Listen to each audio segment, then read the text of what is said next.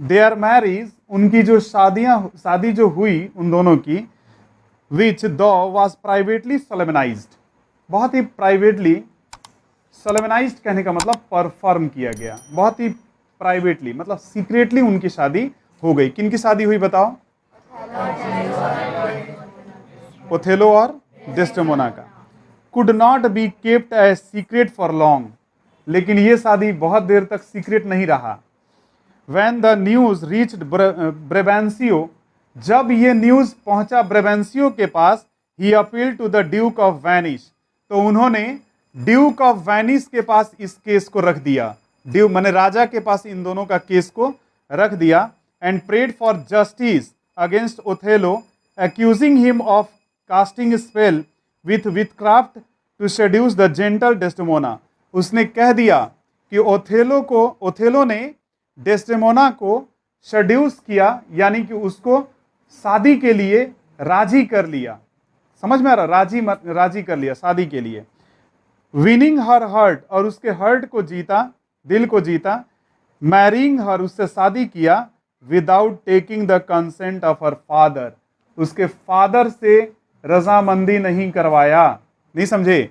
उसके फादर से नहीं पूछा, बस लड़की से डायरेक्ट शादी कर लिया सीक्रेटली। ये गलत था। इस केस को उन्होंने किसके सामने रख दिया? ड्यूक के सामने। इसी समय meanwhile the state of Venice was in urgent need of Othello. अब इस समय केस चला, ब्रेबेंसियो ने तो केस कर दिया, लेकिन इसी समय ओथेलो का जरूरत पड़ गया राजा को। फिर कहीं लड़ाई, नहीं समझे? और उसके सिवा कोई लड़ नहीं सकता। The Senate received a news that the Turks had set a sail, a fleet। Senate को पता चला, यानी कि मंत्रियों को पता चला कि तुर्क लोगों ने फिर से दोबारा अपना शुरुआत किया है अटैक करने का। With mighty preparation for hostility, अपनी दुश्मनी को निकालने के लिए बहुत बड़ा तैयारी किए थे वो लोग। एंड दे वर मूविंग, वे लोग अब बढ़ चुके थे towards the island of Cyprus. Cyprus के आइलैंड पर वो लोग अटैक करने के लिए चल दिए थे लोग।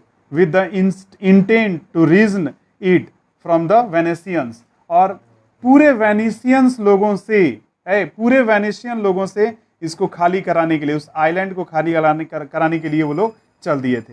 इन दिस स्टेट ऑफ इमरजेंसी, इस इमरजेंसी के समय Othello was deemed as the most competent general of defend Cyprus against the invention of the Turk. इसी बीच में उस जनरल को, यानी कि ओथेलो को वहां फिर से भेजा गया तुर्क के खिलाफ लड़ने के लिए। Hence Othello was summoned before the senate, और इसी बीच में ओथेलो को सीनेट के सामने लाया गया। He was therefore called to the senate both as a candidate for a noble employment, उसको एक नोबल एम्प्लॉयमेंट के रूप में रखा गया था। And steam as well as culprit charge with offences by senator Brabantio, और एक और उसके ऊपर केस लगा, एक तरफ केस लगा हुआ था और एक तरफ माने उसको भेजने का तैयारी हो रहा था। कहाँ? लड़ने के लिए। समझे? उसके ऊपर चार्ज लगा हुआ था उस कोर्ट में। किसके जरिए चार्ज लगा हुआ था? ब्रेबेंसियो के जरिए। समझ में आ रहा है? उसके अपराध को लेकर के वहां पर खड़ा किया गया राजा के सामने। ठीक है। The old senator was heard with utmost patience in the assembly of the senators, and the infuriated father accused Othello in outrageous manner. अब ये दोनों का केस जो था, मतलब ब्रेबेंसियो जो है ओथेलो का केस कहां लेके गए हैं? ड्यूक के पास। और यहां पर तीनों को हाजिर किया जाता है। किसको किसको? ब्रेबेंसियो को, डेस्डेमोना को और ओथेलो को भी हाजिर किया जाता है। ओके। ब्रेबेंसियो जो थे आउटरेजेस होकर के, आउटरेजेस मैनर में, माने गुस्से में आकर के वो अपना सब बता रहे थे ड्यूक को। किसके खिलाफ? ओथेलो के खिलाफ। Hence, when Othello was called upon for his defense, अब ओथेलो को बुलाया गया अपने डिफेंस को रखने के लिए। He had only to narrate a simple story of his love। उसने क्या किया? एक सिंपल सा अपने लव स्टोरी, डेस्डेमोना के साथ ओथेलो का जो लव स्टोरी जो चला था, जो तैयार हुआ था, उसने बड़ा सिंपली सारा कुछ बता दिया। किसको? ड्यूक को, ठीक है ना, राजा को। Which he did so in such artless eloquence that even the duke, मैंने इतना एकदम आर्टलेस होकर के, मैंने आर्टफुली नहीं बोल रहा था, एकदम बड़े नॉर्मली वे में उसने बताना शुरू कर दिया, तो सिंपल सा लैंग्वेज में। एलिक्वेंस माने सिंपल लैंग्वेज, गुड लैंग्वेज में। Even the duke had to confess, यहां तक कि कहानी सुनने के बाद ड्यूक भी जो है ना स्वीकार कर लिए, that a tale so told, इतना अच्छा कहानी ये सुनाया है ये Othello, who would have won his daughter too, जिसने उसने इनकी लड़की का दिल जीत लिया है। And the spells and conjurations which Othello had use in his courtship, और जो अपने कोर्टशिप में, यानी कि अपने बातों को रखने में, जो उसने बातों, जिस तरीके से अपने भाषा को रखा है, plainly appear to have been no more than the honest arts of wooing, and the only witchcraft which he had used is the skill of telling a soft tale to win a lady's heart. Othello ने कुछ नहीं किया है, just एक simple कहानी बताते गया है अपनी माने प्रेमिका के दिल को जीतने के लिए, मतलब अपनी लेडी लव को जीतने के लिए वो जस्ट अपनी कहानी को बताया है। अब इससे वो इम्प्रेस्ड हो गई है, इसमें तो कहीं अपराध दिखता नहीं है ओथेलो का। समझ में आ रहा है? देखो, the statement of Othello was confirmed by Desdemona. और सबसे बड़ी बात है कि डेस्डेमोना भी क्या करती है, उसके स्टेटमेंट को, ओथेलो के स्टेटमेंट को क्या करती है, राजी राजी सब मान लेती है। वो कहती है कि हाँ ये जो कह रहे हैं वो सब सही है। इसका मतलब ये नहीं कि तुम लोग एक्साइटेड होकर के तुम लोग भी भागना शुरू कर दो, जो कि आमतौर पे हो जाता है, ठीक है ना।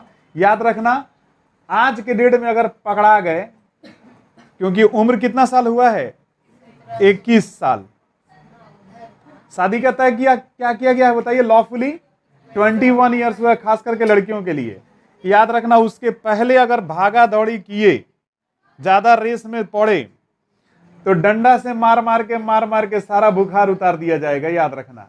इसलिए थोड़ा सा सोच समझ के, ठीक है ना। ये ड्यूक का कोर्ट नहीं है, अब इंडियन लॉ है तुम्हारे ऊपर, ठीक है। इसलिए ज्यादा जो उमड़ रहा है उसको थोड़ा कंट्रोल करके,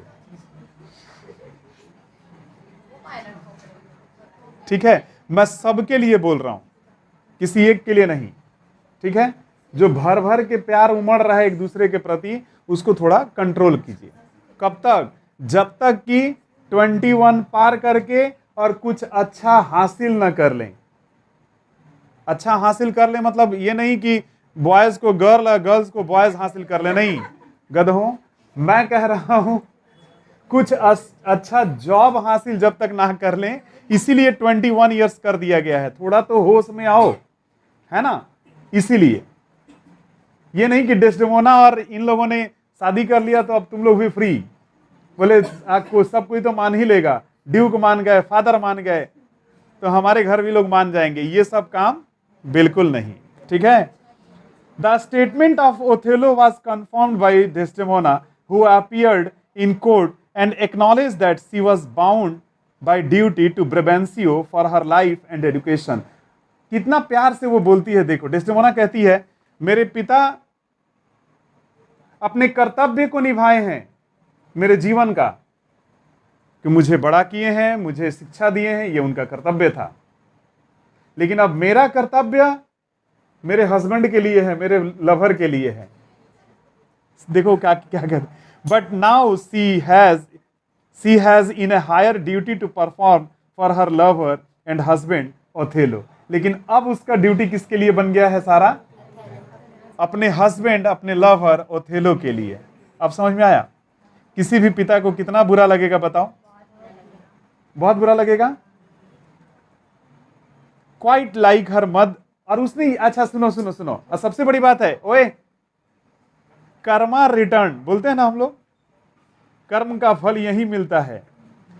तो वो कहती भी है कि उसी तरीके से मैं अपने हस्बैंड के लिए अपना कर्तव्य निभाऊंगी जैसे मेरे पिता ने मेरी माँ को जिस तरीके से जीता था, शादी किया था, और उसने इनका साथ निभाया था प्यार करके, समझ में आया, वैसे ही मैं भी अब इसका साथ निभाऊंगी। किसका? ओथेलो का। वही लाइन लिखा है, देखो। Now she has a higher duty to perform her lover, quite like her mother had done years ago in preferring Brabantio above her father। समझ में आया? जो उसकी माँ जो है ना, प्रेफर करके ब्रेबेंसियो यानी कि उसके पिता को स्वीकार की थी।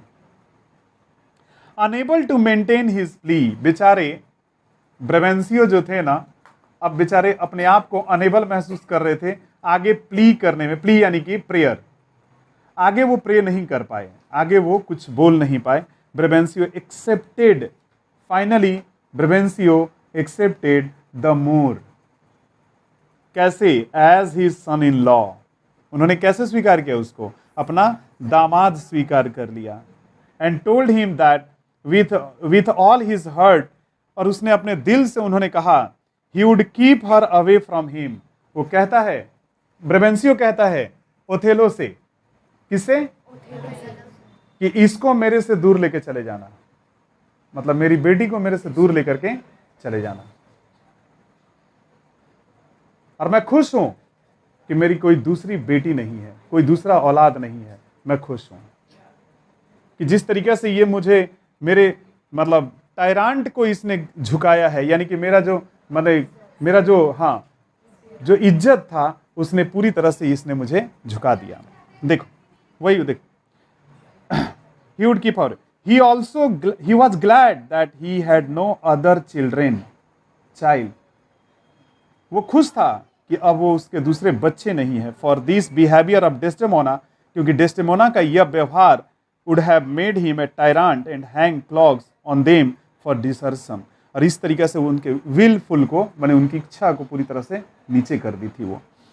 He even warned Othello। अब सुनो, उसने मतलब ब्रेबेंसियो ने ओथेलो को भी वार्निंग दिया, चेतावनी दिया।